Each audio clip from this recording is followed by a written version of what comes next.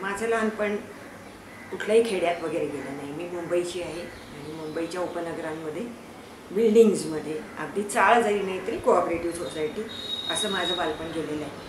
त्याच्यामुळे खेड्यातल्या दिवाळीची मजा किंवा ते नवीन आलेलं पीक आणि मग ते झुंजूमुंजूचं वातावरण हे असं मी काही पाहिलेलं नाही आहे. परंतु शहरांमधली सामान्य लोकांची दिवाळीची लगबग मी खूप माझ्या लहानपणी पाहिलेली आहे आणि मी त्याच्यामध्ये भागही घेतलेला आहे. पहिली सर्वात माझी आठवण आहे ती खूप छान हवा पडलेली आहे याची.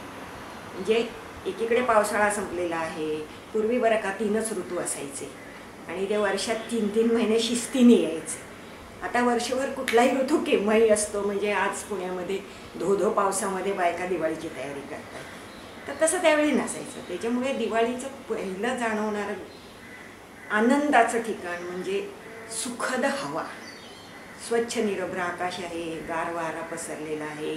विशेषतः सकाळी पहाटे उठणं आणि त्या वातावरणातला एक प्रसन्नपणा. तर हा एक त्यातला माझ्या आठवणीतला पहिला भाग आहे की दिवाळी म्हणजे छान हवा आहे. आणि मग निसर्ग जसं आपल्यातलं सगळं सुंदर आपले कलागुण बाहेर आणतोय तसं माणूस सुद्धा आणतोय की काय अशासारखं चित्र. म्हणजे साधा गोष्ट आहे पारंपरिक कला. त्या रांगोळीसारखी कला आहे. आज रांगोळी म्हटल्यावरती त्या एक विशिष्ट प्रकारची रांगोळी चाळणीतनं किलोवारी रंग घालून करतात, तशी आम्ही कधीही करत नव्हतो. चिमटीने बारीक बारीक ठिपके काढून नाजूक रेषांची रांगोळी. बरं, रांगोळीचे प्रकार किती. ती पाण्यावरची असे, ती धान्याची असे, ती फुलांची असे, तरंगणारी असे, किंवा तांदूळ भिजवून वाटून त्याची पूड करून केलेली रांगोळी. तर असे रांगोळीचे सुद्धा खूप प्रकार असतात. ज्या पारंपरिक कला असत, जास्त चांगली चित्रकला असणाऱ्या मुली किंवा बायका ह्या फ्री हँड चित्र काढत. आणि अगदी कडेलोटाची म्हणजे कला किंवा कारागिरी म्हणाल तर मग पाडव्याला नवऱ्याला ओवाळणारी बायको हे रांगोळीत चित्र काढायचं, किंवा भाऊबीजेला भावाला ओवाळणारी बहीण. तर अशा प्रकारे रांगोळीच्या ह्या पारंपरिक कला ह्या कशा पुनरुज्जीवित होत होत्या. वर्षातनं एकदाच आम्ही ते करायचो, पण मग मागच्या दिवाळीची आठवण असायची की मागच्या दिवाळीत माझी पाण्यावरची रांगोळी शेवटी का बुडली, तर तेलाचा थर मी नीट नाही दिला की काय, मग ह्यावेळी आपण आणखी नीट करू. हे जसं कलांच्या बाबतीत तसं मग कंदील बनवण्याच्या बाबतीत, दरवाजाला तोरणं बनवण्याच्या बाबतीत, लक्ष्मीपूजनाला लक्ष्मीची पावलं काढायची ती अतिशय सुबक नीटनेटकी अशी. आता असे छाप उठवतो आपण. आताचा जमाना सगळा छापांचा झाला आहे. म्हणजे पदार्थही एक छाप सगळे 2-4 महत्त्वाच्या मिठाईवाल्यांकडनं शहरात सगळ्यांनी आणलेले. तसं त्यावेळी नसायचं आणि म्हणून प्रत्येक गोष्टीला एक व्यक्तिगत स्पर्श होता, त्याचा एक आनंद होता असं मला वाटायचं. मुंबईमध्ये काही आमची घरं मोठी मोठी नव्हती, मोठी मोठी परसदारं अंगणं असं काही नव्हतं. ती जी छोटीशीच गॅलरी असेल त्याच्यात एक कंदील तरी लावतील, त्याच्यात दिवे तरी लावतील. ह्या सगळ्यांना माणसं आहे त्या परिस्थितीत कसा आनंद घेतात हे एक सांगणारा किंवा शिकवणारा तो सण होता असं मला वाटतं. आणि म्हणून त्याचं आपल्या सर्व सणात सर्वाधिक महत्त्व आहे. हिंदूंचे सर्व सण हे एक एक दिवसाचे आणि एकेका कारणाला वाहिलेले असतात. म्हणजे संक्रांत हा सण गोड बोलणं हे एका कारणाला वाहिलेलं आहे. होळी हा सण एक सण अनिष्ट नष्ट करा, जाळून टाका ह्या एका कारणाला वाहिले. दिवाळीमध्ये तुम्हाला लक्षात येईल की प्राण्यांपासून, नात्यांपासून, निसर्गापासून सगळ्याची बूज राखणारा एक एक दिवस आहे. म्हणजे आता वसुबारस म्हटलं तर गाय आणि वासरू यांची पूजा करायची आहे. म्हणजे तुम्ही प्राण्यांचं स्मरण ठेवलेलं. धनत्रयोदशी म्हटलं तर तुम्ही धनाविषयी काहीतरी सांग.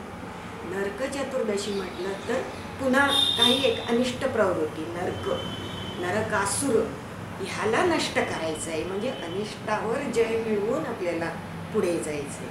पाडव्यासारखा सण हा पती पत्नीच्या नात्यांना काही विशेष उठाव देणारा.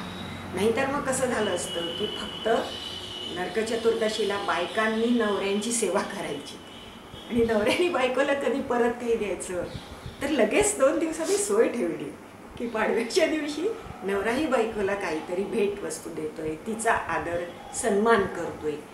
मग ह्या सगळ्यात माहेरची आठवण कधी राहील? आता सगळा सासरच्या घराचा सण झाला, आपली मुलं, आपला नवरा. म्हणून मग भाऊबीजेला भाऊ आला पाहिजे. भावाच्या बरोबर कदाचित त्याची मुलं येतील किंवा आई वडील येतील आणि मग पुन्हा सासर माहेरचा मेळ होईल.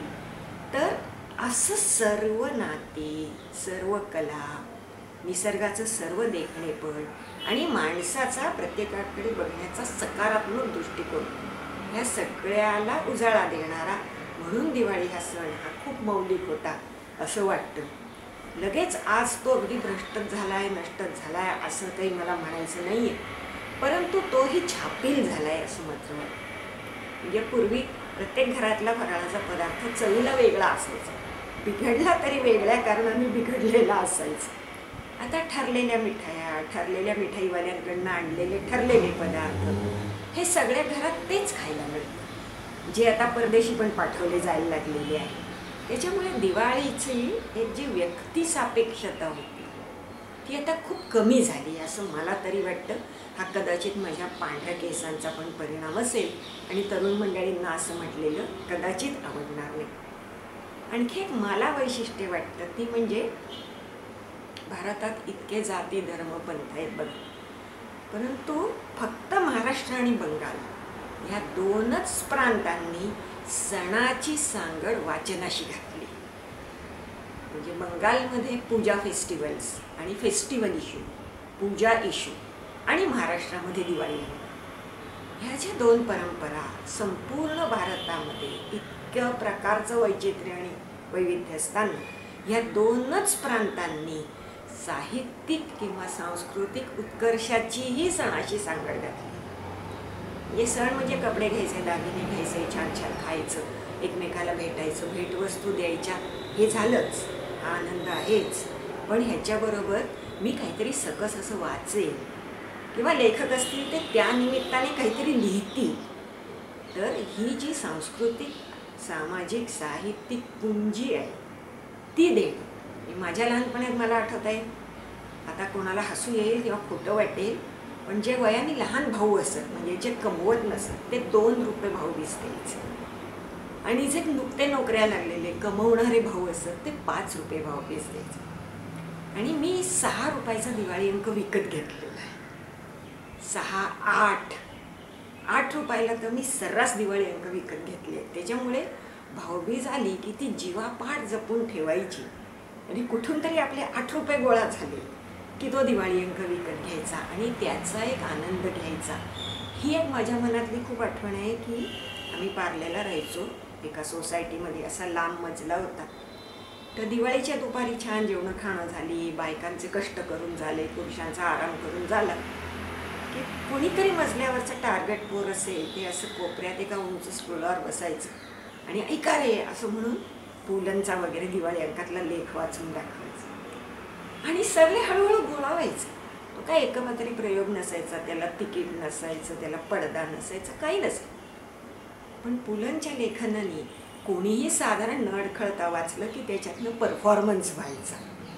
तर दिवाळीची माझी आनंदाची आठवण म्हणजे पुलंचे पुष्कळ महत्त्वाचे विनोदी लेख हे सुगंधमध्ये, किर्लोस्करमध्ये, आवाजमध्ये, गावकरीमध्ये अशा दिवाळी अंकांमध्ये आले.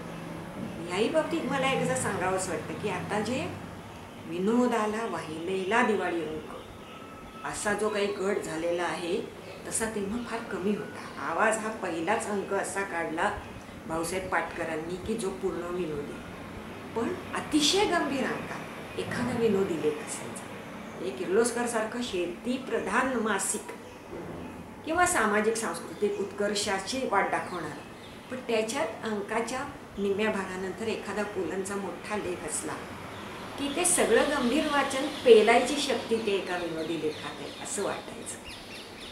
तर हे जे दिवाळी अंक हे जे मराठी भाषेचं वैभव आहे आणि हे जे एका मोठ्या सणाशी जोडलं गेले.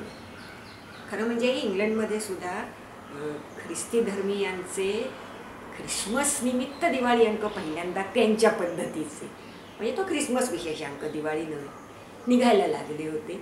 त्याची एक प्रकारची कॉपी करून किंवा नक्कल करून कारमित्र यांनी 1909 साली पहिला दिवाळी अंक मुंबईमध्ये प्रसिद्ध केला. त्याला आता 100 वर्ष होऊन गेली, पण दिवाळी संपली तरी दिवाळी अंक उरायचे आणि पुढचे 5-6 महिने आम्ही ते वाचत असायचो आणि असं वाटायचं की दिवाळीची सगळी चव, गंमत, मजा, आनंद हा त्या पानापानात आहे आणि पुढचे 5-6 महिने आपण त्याचा खूप आस्वाद घेत आहोत. अशी माझ्या आठवणीतली दिवाळी आहे.